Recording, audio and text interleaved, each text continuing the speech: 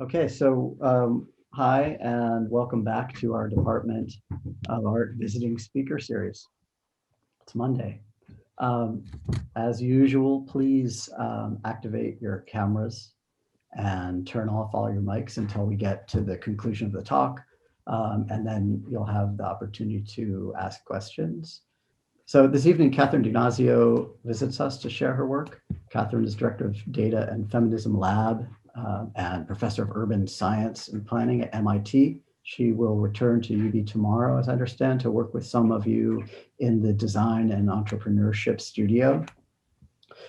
Design Professor and Chair of the UB Department of Art, Stephanie Rothenberg, is with us today as well. Together, we are pleased to welcome Catherine Dinazio to UB. Catherine and Stephanie, thank you for joining us. Thank you. Thanks for having me. Thanks for organizing everything, Max. Of course. Well, I'm thrilled to have you here, Catherine. As I said, I wish it could be in person. I have a little anecdote of when I first became aware of your work. It was many, many years ago, and you were doing a project under your artistic name that you use, Kanarinka. And it was with the artist collective called the Institute for Infinitely Small Things. And I love how you, the Institute humorously defines yourselves as this globally unknown spatial justice collective.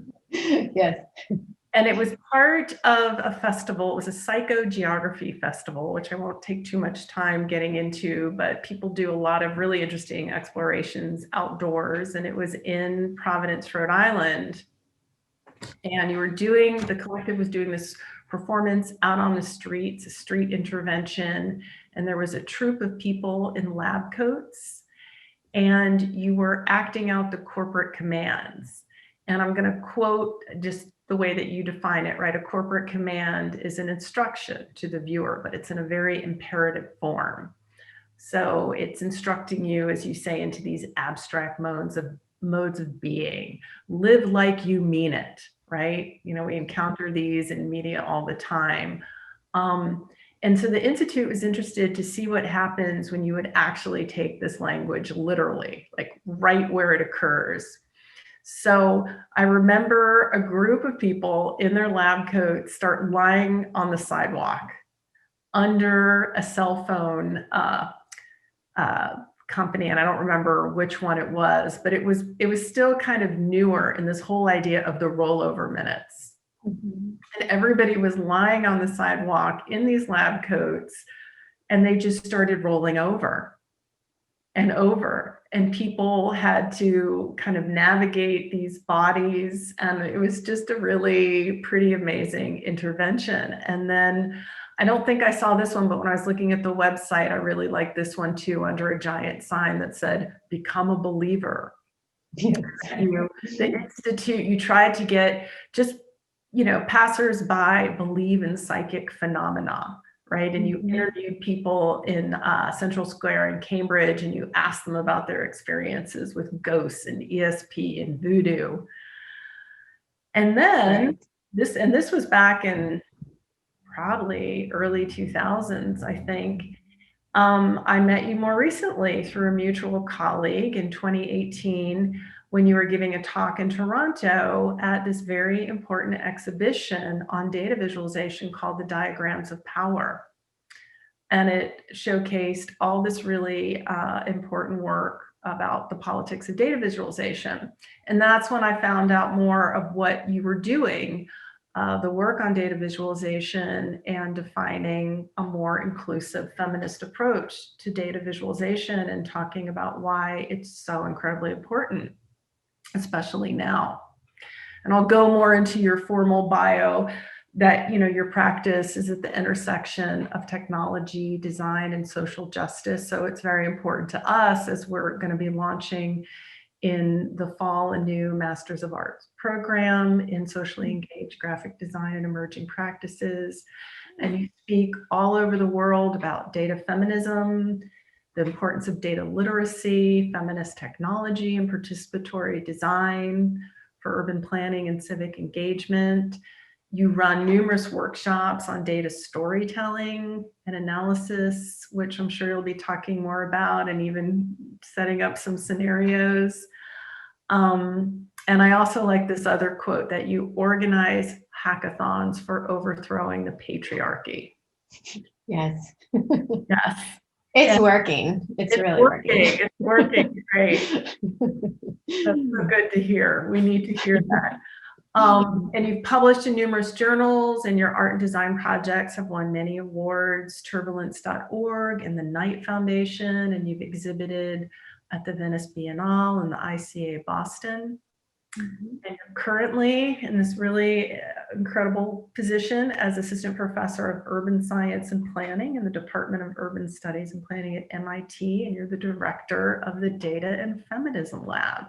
And we're very excited to hear you also talk about your new book that came out this year called Data Feminism. That really is looking at these ethics around data science practices and how we can all collectively build empowering new models, which is so important. So without further ado, I welcome you, and I'm so excited for your talk. Thank you. Wow. Thanks so much. That we have class. Thank you. Wow, Tiffany, thanks. That was such a generous and nice and personal introduction, which is lovely because then it's always terrible when people just like read your really long bio. Like, oh, this is so boring. So yeah, I really appreciate that. So hello everyone. A huge pleasure to be here. I do wish it could be in person, but we'll work with what we've got at this point. So it's so great that you bring up the Institute's work. I'm not going to talk about that work, but I'd be happy to field any questions, about the intersection of art and design with research and scholarship, because it's sort of this like boundary zone that I'm continually navigating. I'm happy to talk about other projects, although mainly the talk tonight is going to focus on our recent book called Data Feminism. And I just want to acknowledge that the book is co-authored. So like all of my art projects are collaborative. I also wrote a book that is collaborative, and I will note that it's the book that was against the advice of my academic folks, said not to do that, and I did it anyway, and I'm glad. So our book is called Data Feminism. It's co-written with Lauren Klein. She's a professor. She's really coming out of like the digital humanities. So she's really trained as a historian, and she's based down at Emory University in Atlanta. So mainly going to talk about this, and you might be thinking like, well, I don't know how much you all do with data. But I actually think that data science and sort of, technology development are a huge area of sort of design and huge place for designers in these worlds. And I'm also going to be talking a lot about communicating data and data visualization. So I think there's a lot of relevant things here. And so before I dive into the book itself, I just want to ground a little bit what the what are the motivations for writing data feminism. So we really see data feminism as part of a growing body of work that's holding corporate and government actors accountable for making essentially racist, sexist, and classist data products. And so at this point, this has been in the popular press a lot. Folks have probably heard about these things. So these are technologies like face detection systems that can't see women of color, hiring algorithms that demote applicants that went to all women's schools, search algorithms that circulate negative stereotypes about Black girls, child abuse detection algorithms that punish poor parents, data visualizations that reinforce the gender binary, and so many more things. So headlines like the ones you see here, these are just kind of like past couple weeks kind of things. These are coming out every single day. So for example, here on the left, there was this remote exam proctoring system because people can't take exams in person. So people are doing it remotely. And the system identified a woman with dark skin as cheating on the exam because it couldn't detect her face. And so she was required to shine a very bright light on her face for almost 2 days that she was sitting for this very long exam. So things like this are coming out all the time. And we see a lot of these headlines that are like, oh my God, the algorithm is biased. And so I started very like shocked. How could an algorithm or how could a data set be racist or be sexist in some way? And in fact, like it's sort of like the fact that these examples do just keep coming out right now is one of the things that motivated us to write the book. And so here on the top of this slide, I have what I would essentially call a meme.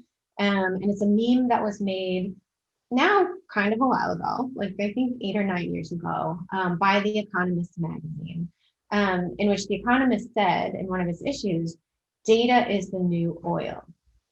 And it's something that they meant in a good way.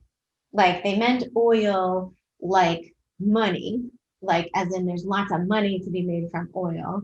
And yet there's also these other metaphors that are sort of apt for this particular moment. So like there's this metaphor of oil as a natural resource and data as a quote unquote natural resource that we can mine, that we can extract, that we can process, that we can clean, and ultimately that we can turn into profit.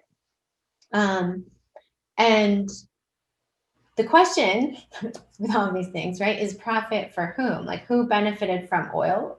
That's very uneven. And who's benefiting from data? We see this literally in like the corporations that are the big 5, top tech corporations.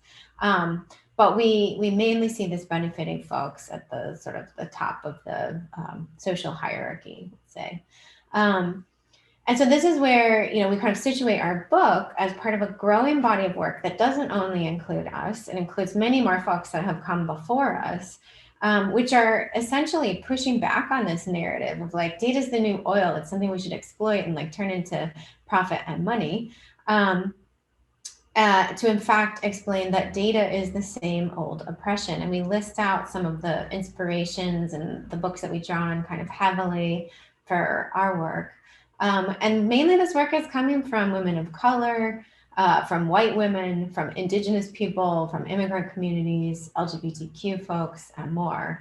And they're all basically saying the same things. Like actually data is the same old oppression, meaning like it's just sort of accelerating and exacerbating an existing and very unequal status quo. And so what we explain in the book and sort of our contribution to this conversation that is ongoing is around feminism in particular. So thinking about how do we add and draw on intersectional feminism in order to inform some of this pushback and in order to inform how we might use data to actually challenge some of this inequality. But first, we like to do a little bit of level setting around the word feminism, because everybody brings their own kind of histories and genealogies of the words. There are multiple feminisms. Some of them are not compatible with each other. And so we like to kind of be very explicit about which feminism we are drawing on in the book. So in 2017, in the wake of the Women's March on Washington, the Me Too movement, Merriam-Webster, the dictionary, actually made feminism their word of the year. And so our first definition of feminism comes from Beyonce, but by way of Chimamanda Ngozi Adichie, by way of actually Merriam-Webster again. And so Beyonce, this is the definition Beyonce actually samples in her song Flawless. And so one definition is feminism or feminist is somebody who believes in equal rights for men and women and non-binary people. And so this is a feminism, here is a belief. But yet at the same time, if you have that belief that all genders should have equal rights, then all you have to do is kind of look around and see that that is not true.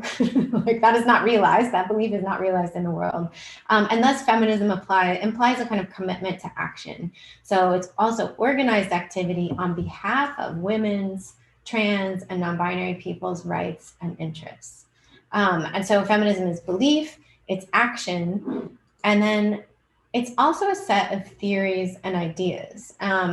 And so it's like an intellectual heritage. It's something that we can draw from. People that came before us kind of created these incredible ideas, and we can draw from those to understand and basically transform our present moment. And so feminism as a kind of intellectual heritage begins by thinking about issues of inequality in relation to sex and gender. But in the past 40 years of scholarship around feminism, this has brought many more dimensions of inequality into the conversation. And so this includes race, class, ability, sexuality, and many more things. So that leads to the most important part of this like short takeaway or short intro, which is that feminism in the year 2020 must be understood as being intersectional. So this is probably a term that a lot of you are familiar with. This is a term coined by Kimberly Crenshaw, who's a legal scholar. She's here on the bottom right. And she uses this term to explain how social inequality can't be explained by only one dimension of difference. We can't only talk about gender when we talk about inequality, or even when we talk about sexism. We have to talk about the intersection of forces and factors that produce it. So how does sexism intersect with racism or with classism and so on? And the key thing to understand about intersectionality, and is sometimes overlooked, is that it doesn't just describe markers of individual identity, like what kind of like personal identities do I have, but it actually describes the structural forces of power and their intersection that create those effects. And then here we just wanted to call out to the Combahee River Collective, just as a way of seeing that intersectionality as an idea has actually a quite long history that stretches back into the 1800s. Crenshaw definitely coined the term, but there's a kind of really rich heritage of, in particular, Black feminist thinking that has always theorized about intersectionality, like has always considered gender and race and class as being like not separable dimensions of inequality, and argued that we always need to be talking about all of those things at the same time. And so intersectional feminism, like the important takeaway here is that it's not only about gender, it's not only about women, and it's not only about gender. And what it is about is power, who has power and who doesn't. And in today's world, data is power. Like you can see that through that data is the new oil meme. You can see that in terms of who's on top, which companies have the most money right now. You can see that in so many ways. But you also see that in this idea of data as the same old oppression. And so our basic idea here is that intersectional feminism, if we can take that and apply it to data science, we can help that power be challenged and changed. So in fact, like data science needs feminism, and it needs intersectional feminism in particular, if we ever hope to change, overturn these power imbalances. So what I would like to do now is a super short breakout group room with a very small number of people. So we're just going to we'll go to breakout groups for 3 minutes. And we'd just like people to discuss with their group, do you identify as a feminist? Why or why not? Because I think it's just interesting to think about like what gets stirred up for us with this word feminism. What do we bring to that word? How do we see ourselves in relationship to that word? So Max will make that happen.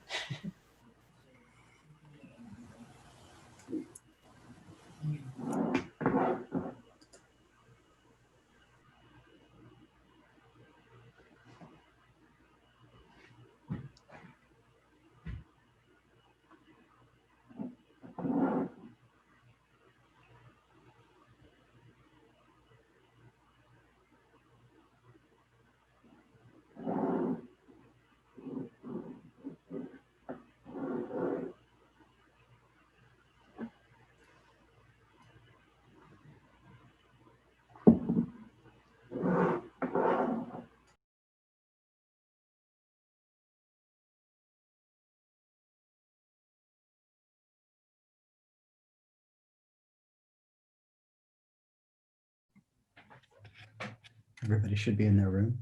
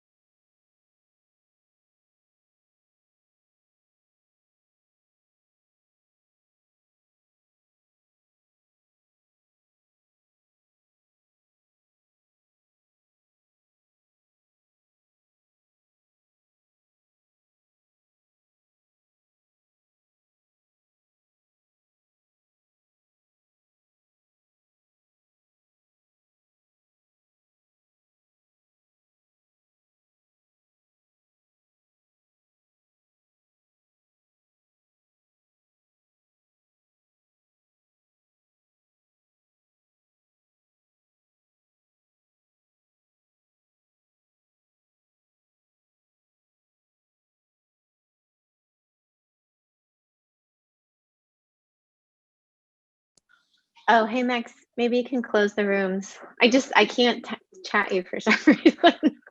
But Oh, okay. Yeah, because it seemed to it looks that way. I'm sorry because I oh, haven't. they're all in 3 rooms. It looks like 3 rooms now. I'm just realizing that now. Oh, no worries. Should Well, I bring them back? let's bring them back. Maybe they Okay. said something interesting. Oh, those Yeah, were probably large. it might have been a noisy but useful 3 rooms. Or we can try Yeah. that again. All right. No, it's fine. I don't want to take up too much time on it.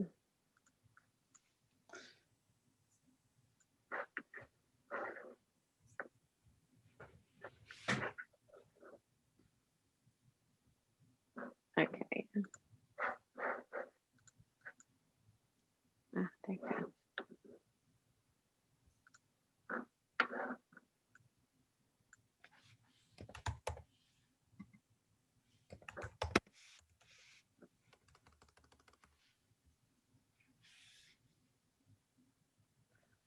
If anyone wants to report back in chat, it's welcome. It turns out we put you in 3 total rooms, so they were very large rooms.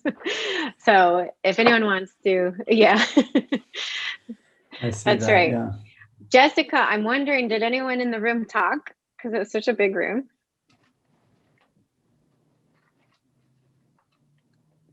Jessica, do you have your mic on? Okay. Oh, yeah. That's great. Okay, so you did talk. That's good. Fabulous. Okay, I think we're all back. All right, apologies for the groups being a little bit large. I think we had 3 groups instead of groups of 3, but hopefully some productive conversation happened. And if anyone wants to report back in the chat, that would be lovely, but not required. So, all right. So, but one of the reasons for just sort of thinking about this is for thinking about the ways in which the word feminist or feminism has been co-opted, challenged, backlashed, and used in a lot of different ways, but also how feminism itself carries its own set of exclusions. And so in any case, I think it's a useful conversation. Oops. Maybe you can mute. I think we're hearing some background noise. But anyways, it's a useful conversation and a useful reflection for yourselves to think about, like, this idea of whether you identify, and if so, how, and which feminism. Okay, moving on. So in writing the book, Lauren and I sat down and we asked ourselves, what have we learned from our own both academic and activist practices in feminist circles? What kind of literature can we read to draw out how feminism may be useful for thinking about data science and data visualization? And we came up with these 7 principles that, for us at least, were the most important things to be thinking about in terms of trying to relate intersectional feminism and data science. And this is the way that the book is organized. So each of these principles is a chapter in the book. And in each chapter, we try to discuss examples, both of the feminist thinking that inform that concept, and also the people who are actually doing this. So like people who are actually examining power, or people who are already challenging power with data, and so on. And so our goal was to operationalize feminism for data science. So to think about how we could provide a model for people who are working with data, who want to work with data in the future, or people who want to refuse to work with data. And so these principles, there's 7 of them. I don't have time to go through all of them tonight. But the one thing I do want to draw your attention to is that there are 2 principles that relate to power. And they're the first 2 chapters of the book. And those are examine power and challenge power. And this is because this, and that's kind of also what I led with here, this analysis of power is so central to the feminist project. Okay. And so what I'm going to do is show a couple of the stories and examples from the book and talk a little bit about the principle that they illustrate. And so we'll start there with power. So in the book, we tell the story of the artist Mimi Onuoha's efforts to collect what she calls missing data sets. So she has this project called the Library of Missing Data Sets. And so these are data sets that a reasonable person might expect to exist because they address issues of really pressing social need. But for various reasons, they don't actually exist in real life. So these are things like trans people killed or injured in instances of hate crime, or people excluded from public housing because of criminal records, and so on. So one version of the project is a GitHub repository where she keeps this list. But then another is this physical artwork, which you can see here on the left. So it's very simple. It's a filing cabinet with folders. Each one of the folders has a label with the data set. And the idea is that you tab through the folders physically, and you look at the labels, you take out the folder and you open it up. But of course, they're all empty because there are no records. The data are missing. And so why are the data missing? It's because of a lack of personal or social or political or government will, or some combination of those things. And so it's this idea of the forces of power at work that this principle of examining power points us towards. So the first step involved in data feminism is thinking about how do we examine the forces of power that determine which data are collected. There's been a lot of talk recently about bias in algorithms or bias in data sets, but there's also bias in what we even choose to collect data about in the first place, because that choice is about an allocation of resources to say this thing is important enough in the world to measure, thus we are going to collect information about it and know about it in some way. So like, which data do we collect, which research do we undertake, and which do we not undertake? And so the next example comes out of the chapter about challenging power. So feminicide in Mexico, and also in pretty much every other country in the world, because the phenomenon of feminicide exists everywhere. This is another case of a missing data set. In the book, we tell the story of Maria Salguero, who she resolved to head straight towards the problem and collect the missing data herself. So just to back up a little bit, feminicides are gender-related killings of women and girls. They include cis and trans women. They're legally defined as hate crimes in a number of Latin American countries, and thanks to the feminist movement, actually. However, even though there are laws criminalizing feminicide, the state does not systematically collect data on the phenomenon, like where is it happening, when, and classifying murders as either feminicide or not feminicide. So feminicide is the subject of emerging public anger in Latin America. And so I encourage you to check out the hashtag Ni Una Menos. And folks are angry about this because of the way in which the state neglects to fully implement its own laws and provisions. So frustrated by this lack of action, Maria Salguero basically one day in 2015 said, I am going to collect this data that nobody else is collecting. And for the past 5 years has now ended up compiling the largest archive of feminicides in Mexico, the largest public archive, I should say. She spends 2 to 4 hours a day, and this is not her job, but she spends 2 to 4 hours a day logging feminicides on a Google map that she reads, that she learns about from media reports. She's helped families locate loved ones. She's provided data to journalists and NGOs. And she's actually gone in front of Mexico's Congress several times to testify about her database. And so in the book, we talk about this as one form of feminist counter data. So a type of activist counter data collection that steps in when the state or other counting institutions have really systematically failed to ensure the basic safety of their population. And so it represents, like, this idea of counter data collection represents one way to use data to challenge power. It's not the only way, because there are situations in which more data is not better, right? But collecting counter data can be a powerful strategy. And just to make this like a little bit kind of even more related to our current context, this has happened in terms of COVID-19 and the US scenario, where our counting institutions such as the CDC and HHS are systematically failing to count in a way that is transparent.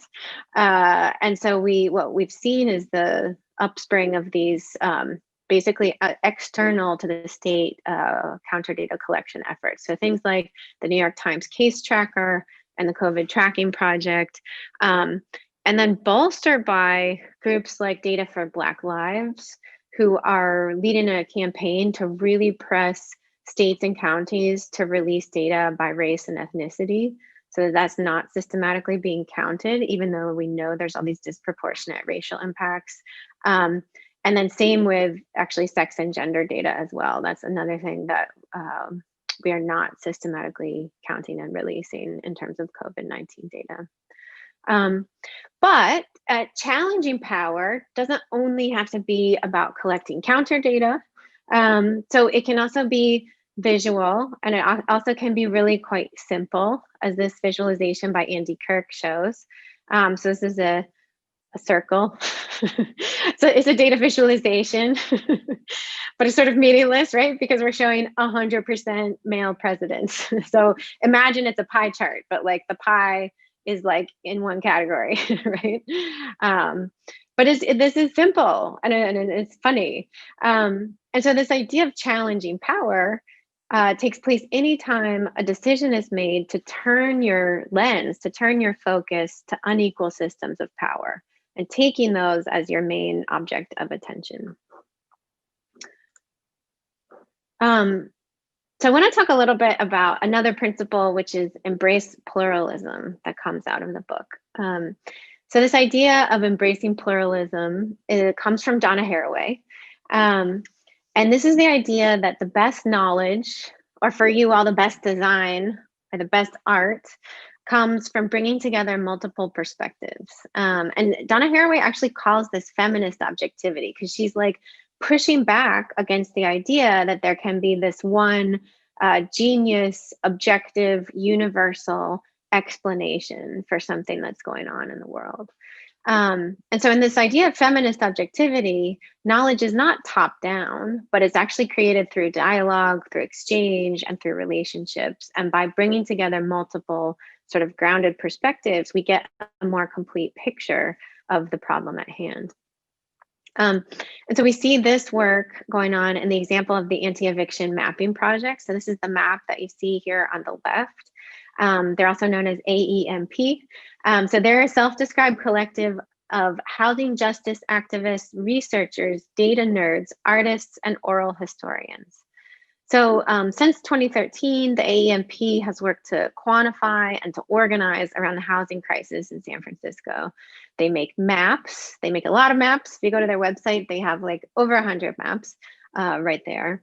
But they do so in collaboration with tenants' rights organizations and community groups. And then they also create oral histories. And so that's what you see here in this map, which is called Narratives of Displacement and Resistance. So each of the red dots represents one eviction that has taken place in the San Francisco area. And then each blue dot leads to a video story about a single person or family who's facing displacement from their home. And that's sort of important to know just about their process, where like they actually started out literally just mapping evictions, like dots on maps and things like that. And then they quickly realized that it wasn't enough, right? Like the dots on the maps weren't enough to communicate what is lost when somebody is displaced from their home. And so that's where they started in with like this balance of both sort of more quantitative, you know, dots on maps, thematic maps, and things like that, but with oral history projects, with data murals, with community data literacy sessions. And so here they're kind of like balancing both of those things in the one map. But in the book, we contrast this approach with the eviction lab. And you can see their map on the right. Theirs is the 48 United States map. The eviction lab is based at Princeton, and their goal is to present a national picture of the eviction crisis. This is a really worthy goal. I just want to say, we're not trying to like take their project down or anything. But what's super different about AEMP versus the eviction lab is the process that they engage in. And in the book, we tell like a kind of longer and more detailed story, and also how the two groups kind of have butted heads at various points.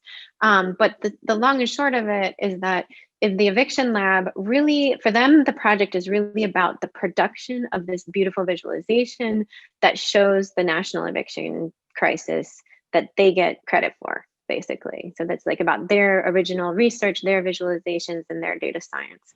Whereas for the anti-eviction mapping process, it's highly relationship oriented, and it's also about building community solidarity and working in collaboration with the many different kind of actors and stakeholders on the ground, which also means collecting much higher quality data. So they have a much higher quality data set for their smaller area than the eviction lab has for the national scale. And that's one of the things that folks butted heads around.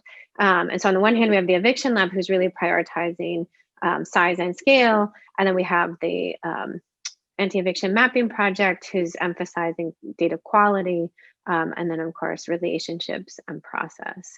And we hold them up as an example of why, in a kind of a feminist data practice, this idea that process matters, how you get to the beautiful product at the end matters. And in fact, maybe the beautiful product is not the point in the first place.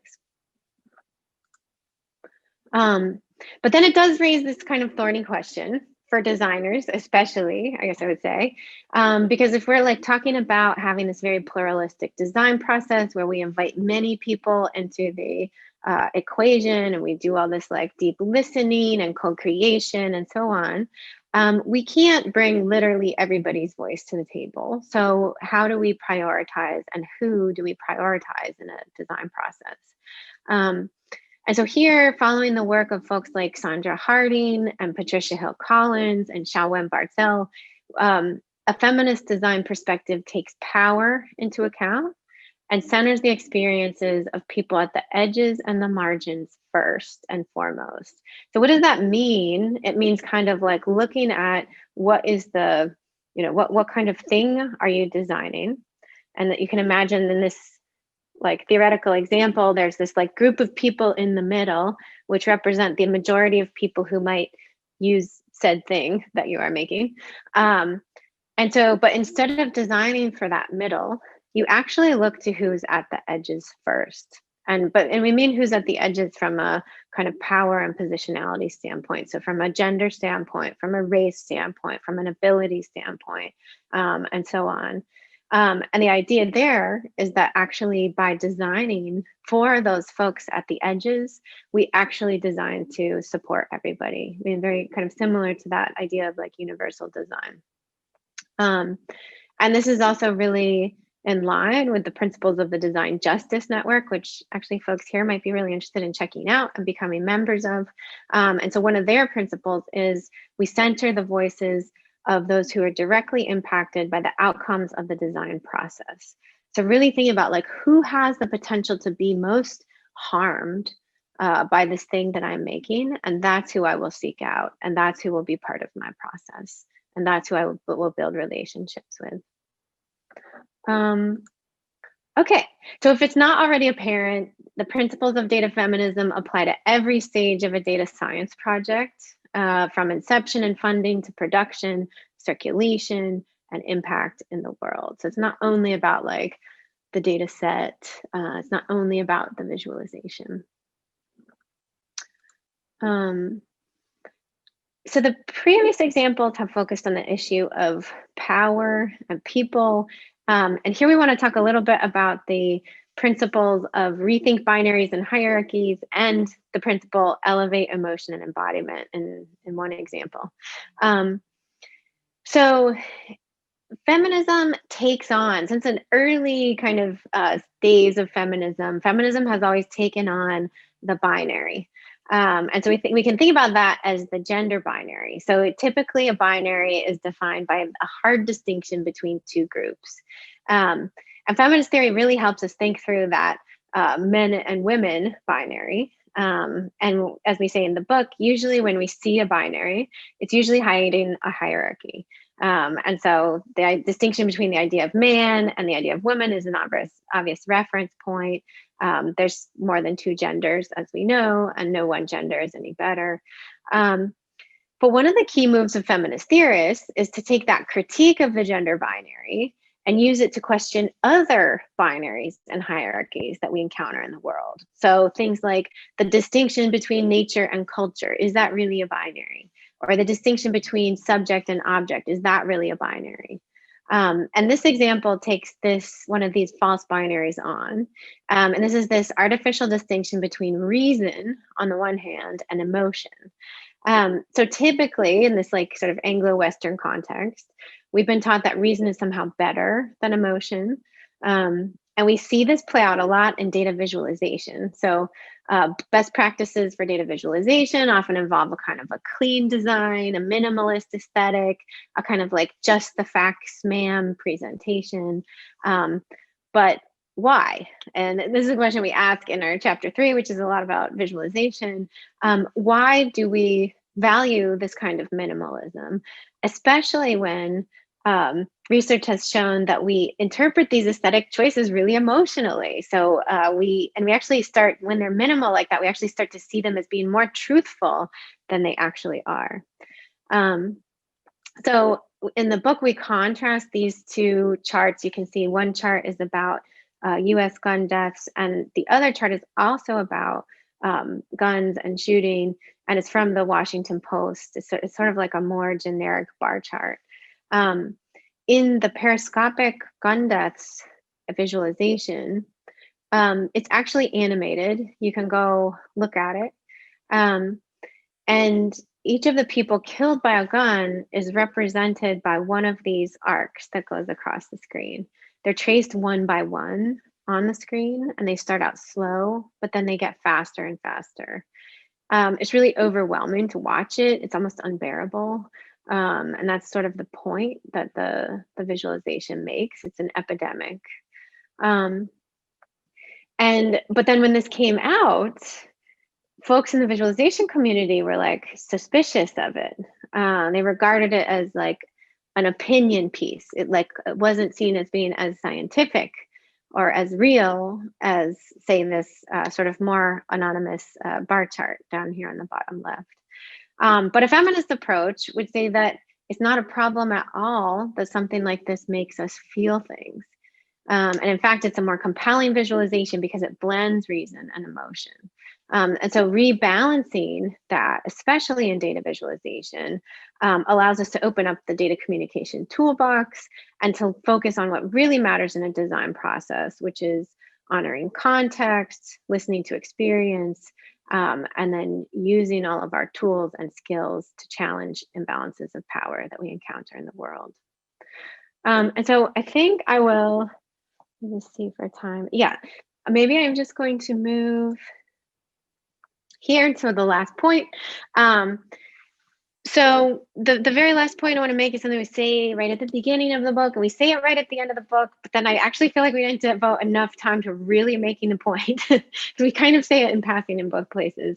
But we really think that data feminism requires an expanded definition of data science. And so thinking about like what counts as data science, we think it's not about the size of the data. It's not about the sophistication of your statistical techniques. It's not about the technical credentials of the people who are doing the work or what elite universities they're affiliated with. These kinds of dimensions are continually used to exclude women and people of color from the field, as well as to exclude work whose contribution is socio-technical or cultural rather than purely technical. And so if we have this like expanded definition of data science, to mean not just big data, not just PhDs, not just elite institutions, then we can see, and this is what we try to show in the book, that some of the most exciting work in data science today is being undertaken by artists, by journalists, by humanists, by community organizers, by activists. And so here we want to just give a shout out to folks like Margaret Mitchell, whose work is here on the left. She and her team do work on bias in natural language processing. That's work that looks a little bit more like traditional data science. But then in the middle here, we have artist Stephanie Dinkins, who's pushing the boundaries and the scale of data science with this sculpture that she has. So this is an interactive talking sculpture. And this was trained on an intergenerational dialogue between Black women. So you can walk up to it and talk to it. It's an AI, like a kind of a chat bot. But it's only been trained on dialogue between Stephanie and generations of Black women in her family. And so it gives you very specific answers that relate specifically to Stephanie and her family. And then the pudding on the right here, this is data journalism by the pudding, where they have a really nice data story exposing gender bias in Hollywood screenplays. And then finally at the bottom, there's an example of work by the duo Data Therapy, where they work with community-based organizations and they create data murals. So they actually move community-based organizations through a data literacy and learning process. And they have them work with their own data And then the output of that sort of learning and literacy process is a mural. And this is an example of one of those murals that they did in Somerville with it's like a youth program that creates community gardens around the city of Somerville. So this was installed in a community garden. So just to wind up, here's some things that designers can do. So you can think about, how do we examine power? So how do we do work that interrogates and exposes racism, sexism, and other forces of oppression? How do those forces show up in data? How do they show up in culture? How do they show up in the world? Think about how to challenge power. So visualizing counter data, missing data, using design to hold powerful institutions to account, using visualization to advocate for equity, teaching people about data visualization, about design. These are powerful ways to bring other people in and challenge the status quo. Elevating emotion and embodiment. I feel like I don't really have to say that to artists because they already do that. But like, that's like one that's really for the data scientists. Embracing pluralism, including more people in the design process, especially people who are impacted, especially in a negative way, potentially, by what you're working on. And then finally, making labor visible, which I didn't really talk about, but really thinking carefully about on whose shoulders are you standing, and making sure you credit everybody in the process, as well as reflect on your own identity. And so I think that's it. And I'd love to be in touch with you all, and I'll see some of you in the class tomorrow. Thank you, Catherine, for this powerful presentation. If we have some time, for those of us that won't be there tomorrow, probably have some questions. I had a question. So can we get your book online? Can we download it online, or do we have to get it in paper?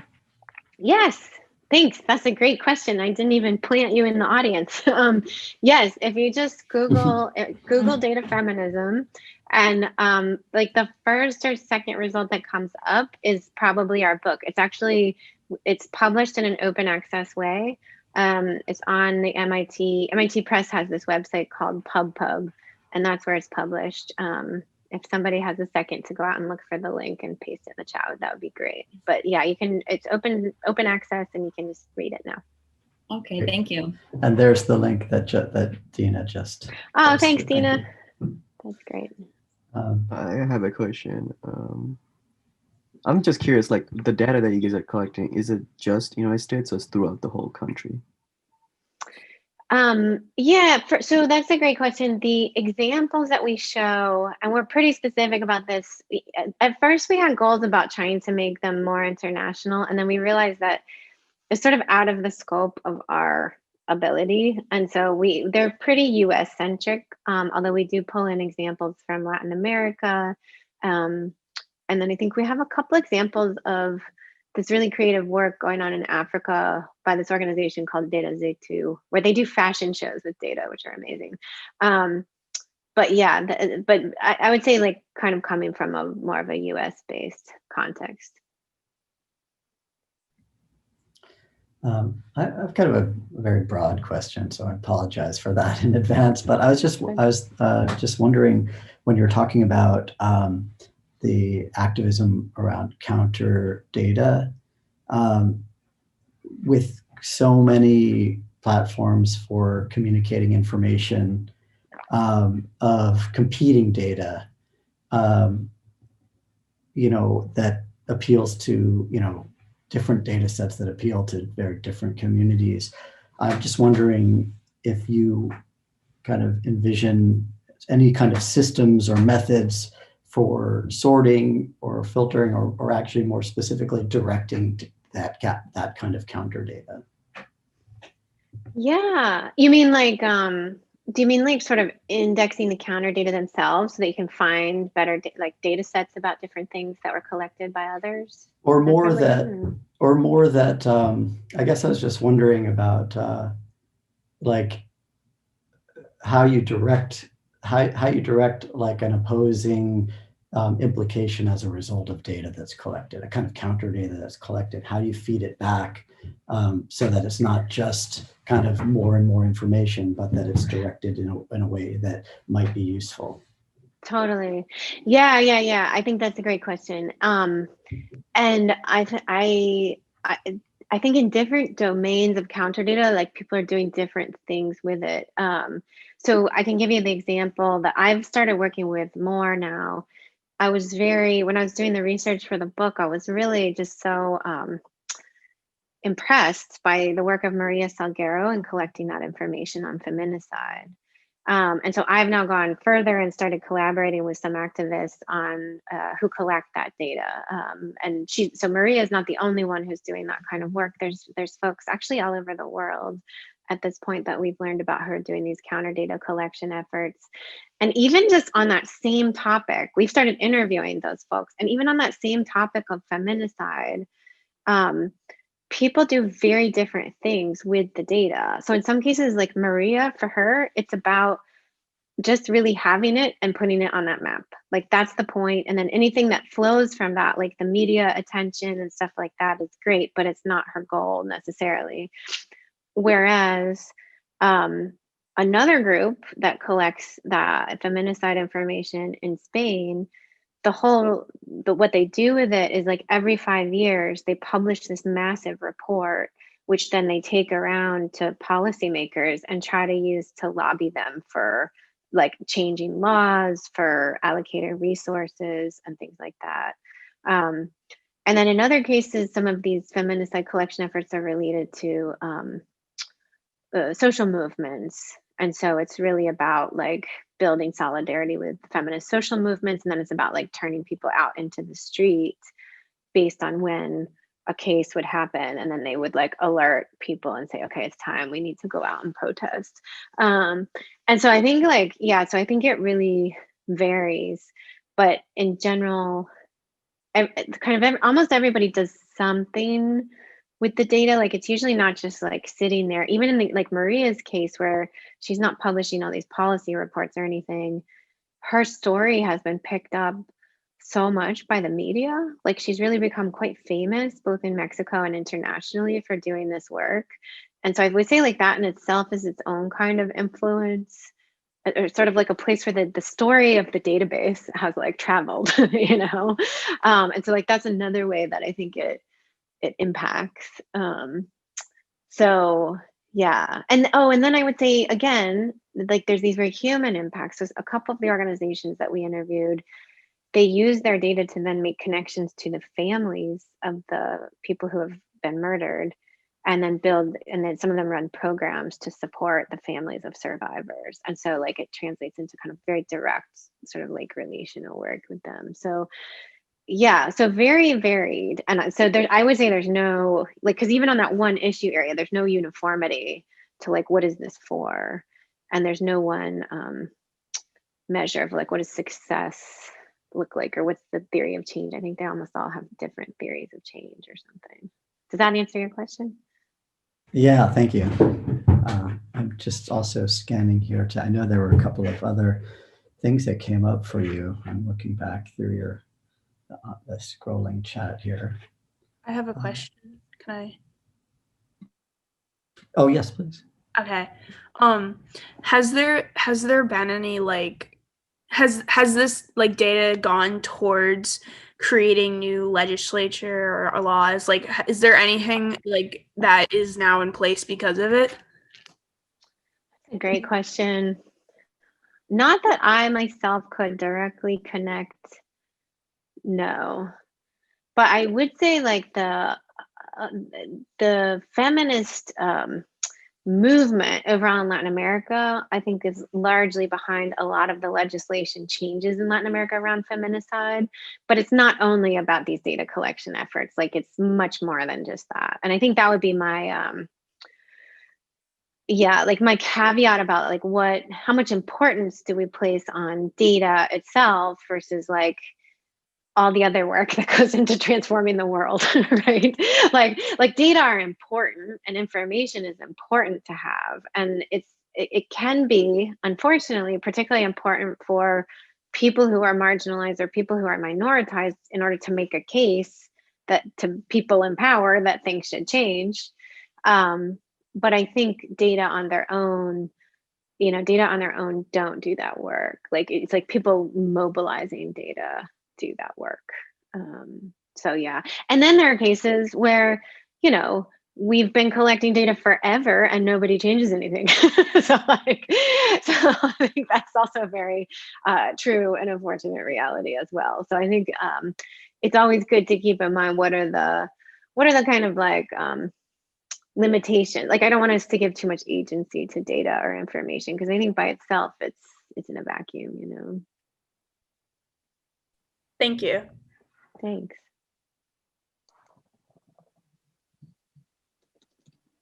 I have a question. Go for it. Hello, Professor.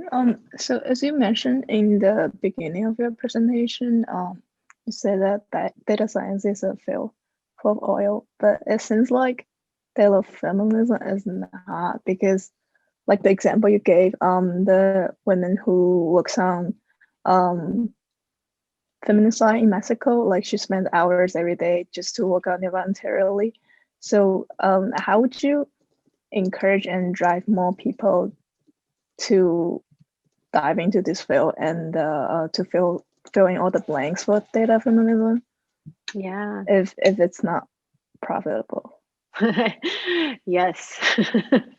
This is the question. This is a great question because I think this points to some of the reasons that those gaps exist in the first place.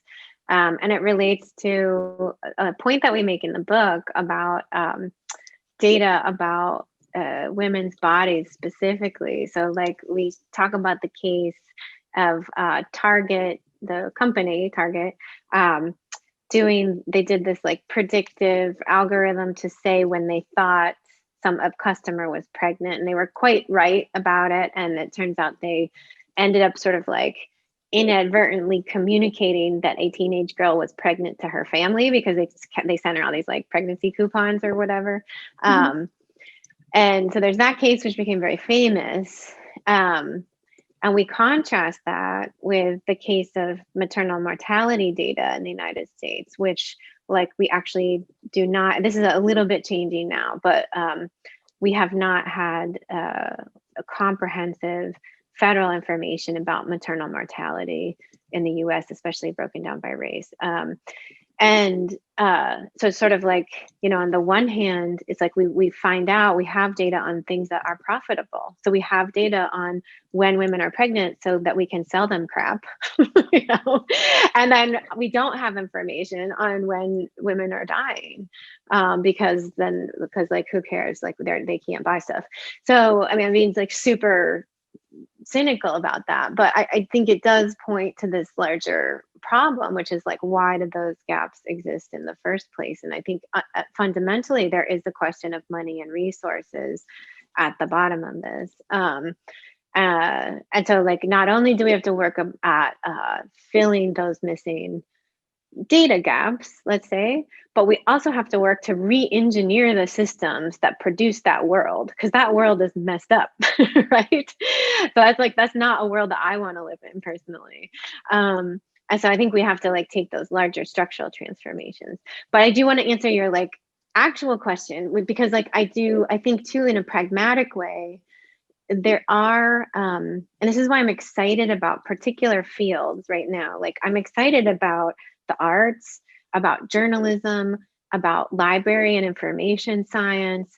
I feel like these are places where one can do justice-oriented data work, actually. And they're not going to make as much money as like being an executive at Target, but like, mm-hmm. but they are legitimate occupations, and so I like those kinds of pathways where, in a sense, like, I was taught in a journalism school or journalism department for 5 years. And, one of the key sort of norms of journalism is to use information and data to hold power to account. So in a way, like your job is to question systems of power. So I think like there are occupations and spaces for that.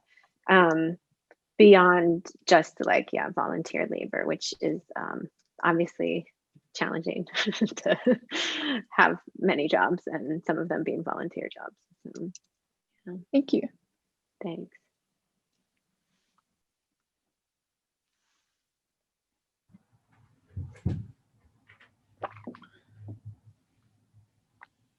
Just want to make sure everybody's had a chance to speak up this evening.